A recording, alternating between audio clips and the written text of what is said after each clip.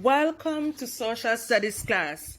In today's class, we will be looking at the 2018 Social Studies Paper 2 questions. We will be continuing. We have already looked at part 1 of this paper. If you have not seen it as yet, go over to my channel, subscribe, like, and share the videos. Let us begin. Define the term constitution. First, we need to identify the verb in this question. What is the question asking us to do? Define. And this is only 2 marks, right? So we don't need to explain anything. We just need to write the definition of the term constitution. Constitution is the basic principles and laws of a nation that determines the powers and duties of the government. Just the definition. 2 states state 2 ways in which citizens can participate in the good governance of their country. What is this question asking you to do? Just to state. 2 marks. Just state. Right? So for those of you who may not know what the term good governance is referring to, I am going to define it for you. So when we talk about good governance, we are referring to the government's management of the human, physical, and financial reasons of the country in such a manner that will bring about benefits to citizens, in such a manner that will lead to social and economic development. However, it must be noted that government by itself cannot bring about the social and the economic development of a country, right? Citizens must get involved in the prosperity and the progress of the country. So that is good governance, right? So we're going to now look at 2 ways in which citizens can participate in the good governance of their country. Way 1, citizens can vote in general elections. We know that elections are held every 5 years, and this is a chance for citizens to become a part of the decision making of the country in determining who they want to represent them, who they want to make decisions on behalf of them, right? So citizens can participate in a general election. Way 2, they can become candidates to run in the election themselves, right? So if you want to be a part of the process of good governance of a country, why not become a candidate in the election? Whether you want to join a political party or you can become an independent candidate. Way 3, which is just a bonus, citizens can hold the government accountable when they feel that they are not looking out for them. Right? We know that corruption is becoming a part of every government, almost every government, right? So what citizens can do, hold government accountable. When they are not looking out for them, when they are not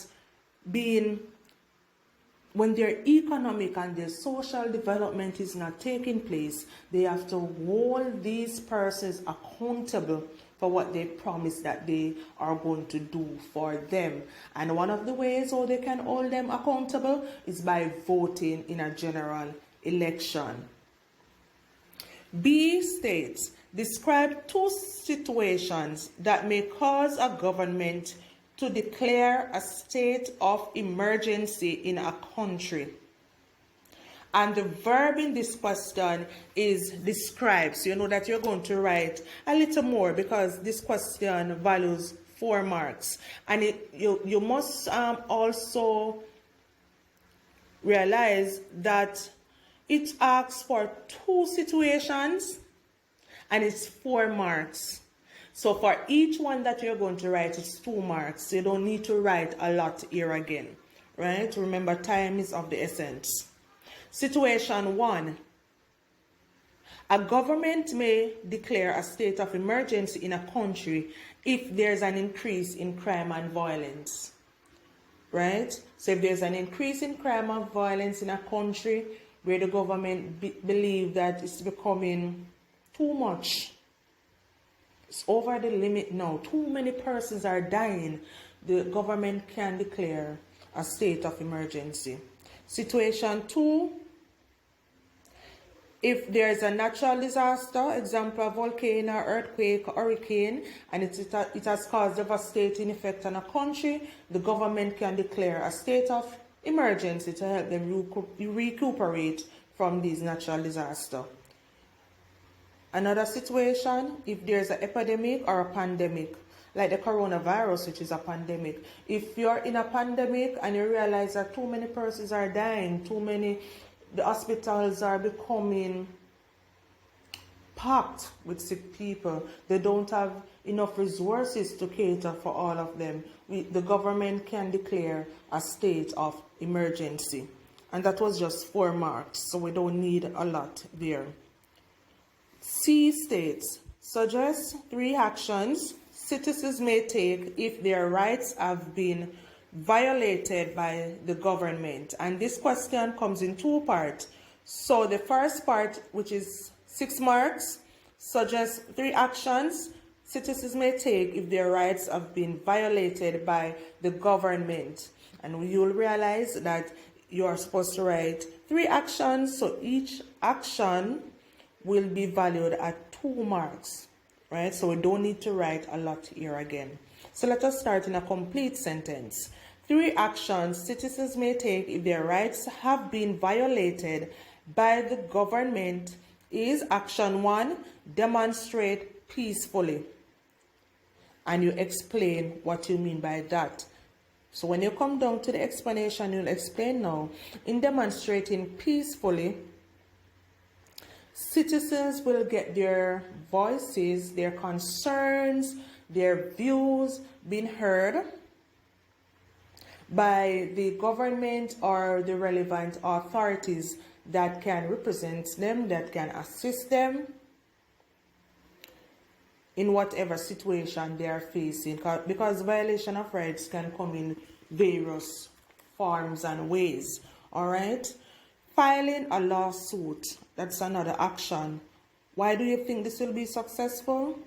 Because if citizens believe that their rights have been violated by the government, they can file a lawsuit against the government in the courts, right? And this can be successful because depending again on which rights have been violated, citizens can be recompensated for violation of their rights, right? And they can also get an apology from the government. And again, other persons can learn from